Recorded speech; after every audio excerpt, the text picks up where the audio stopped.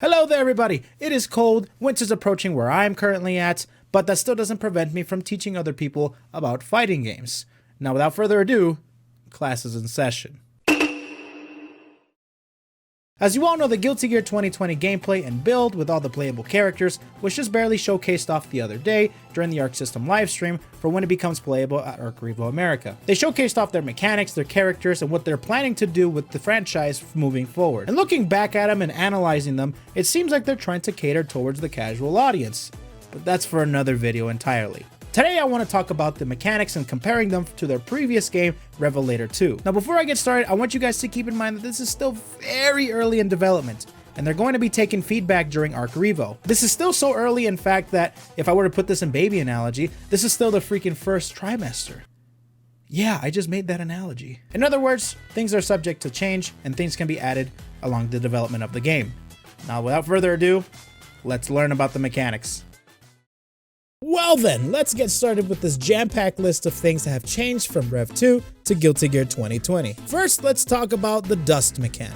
Now, dust has been universally known to be one of Guilty Gear's most iconic mechanics. It's a mechanic where if it connects, it can launch the opponent up in the air for a devastating combo. In Rev2, it will launch no matter what the circumstances were. If it hits, it launches, and you can go on to your devastating combo. Not to mention that you can also customize what kind of combo you will use when you launch them in the air. Now, Guilty Gear 2020's dust, on the other hand, will not launch on regular hit, meaning that if you land it regularly, you won't get a launch. However, it will launch on counter hit status, and it will also launch when your risk gauge is at high or it's maxed out. Alongside that, the actual dust combo has been simplified to a certain combination of buttons instead of customizing your combo to whatever you want it to be. At least that's what it seems like in recent footage. Guilty Gear and other Arc System Works made or published games have been known to have moves that you cannot block while in the air. These are called air unblockables, and the only way to get around them is to spend a resource to give you the ability to block a specific anti-air. However, in Guilty Gear 2020, they have removed this function completely.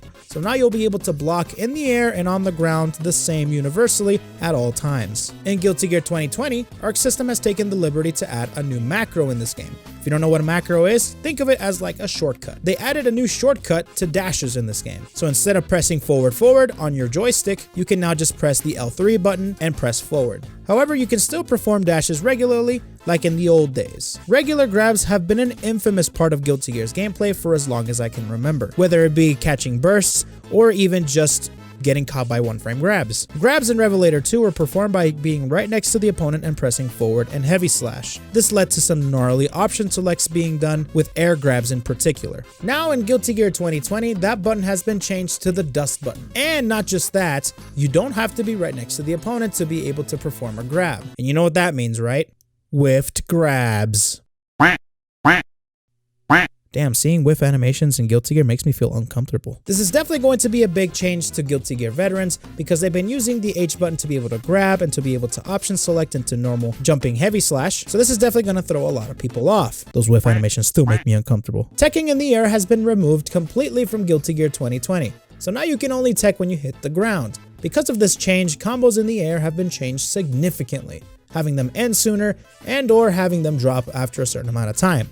Now I'll go over the combo mechanics a little later on in the video. Roman cancels have been completely reworked in this game. The traditional yellow Roman cancel, aka YRC, has been removed completely. However, the YRC is not completely dead in Guilty Gear 2020. Now, the YRC animation will now be utilized to their new dead angle mechanic. Speaking of dead angles, let's talk about those. In Guilty Gear Rev2, whenever the opponent was pressuring you to Kingdom Come, you can spend some resources to be able to get them off you temporarily by hitting them with a animation. However, in Guilty Gear 2020, dead angles have been reworked. Instead of hitting them with an animation, they perform a Roman cancel, which is the yellow Roman cancel, which makes the opponent get staggered and slows time down, ending the pressure that the opponent was bestowing upon you. Purple Roman cancels are back from Rev2, and so are traditional Roman cancels.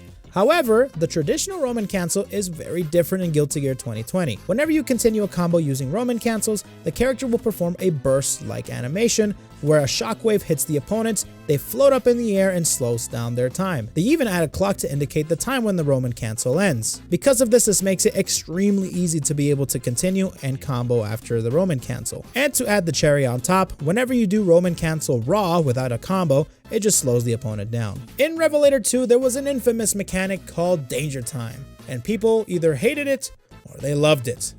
I loved it. If you don't know what Danger Time is, Danger Time was when you and your opponent clashed with whatever button and initiated 10 seconds of pure, raw, counter-hittable chaos. Fun. I mean, fun. This mechanic has made people lose their minds in sanity. However, it did spawn some of the greatest matches in Guilty Gear history. A counter hit overhead, you can do it all, and he went low. Oh, Danger Time. Danger all right, time. this is scary. Oh, this is dangerous God. time. Danger Time. Oh. This is so. Oh my God. That's it. That was the most. How fast was that? And with that being said, Danger Time will unfortunately not be coming back.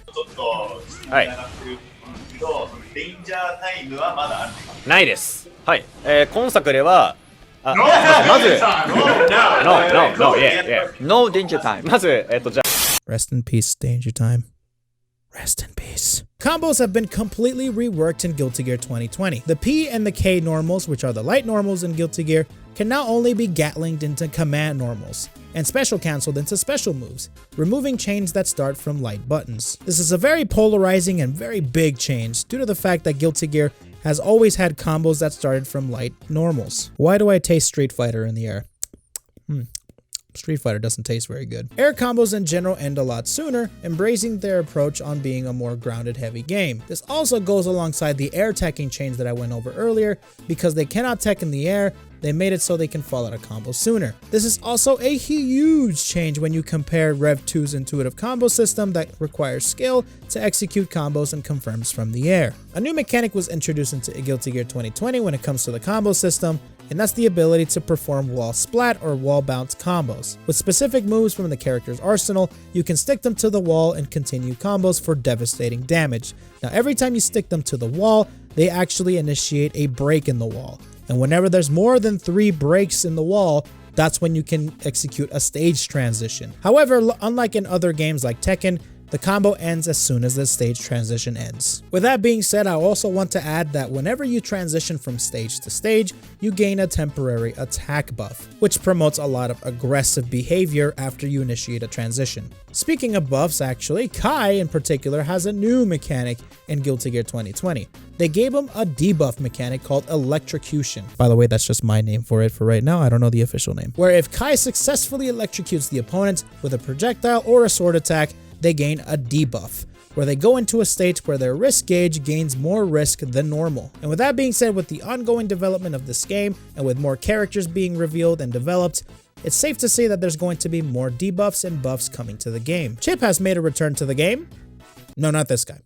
This guy. Chip damage makes a return from Revelator 2, but unlike in Revelator 2 where Chip does kill and ends rounds, in Guilty Gear 2020, you cannot kill with Chip at all. You have to actually hit them to be able to end the round. And last but certainly not least, they are putting much more emphasis and style on counter hits compared to Rev 2.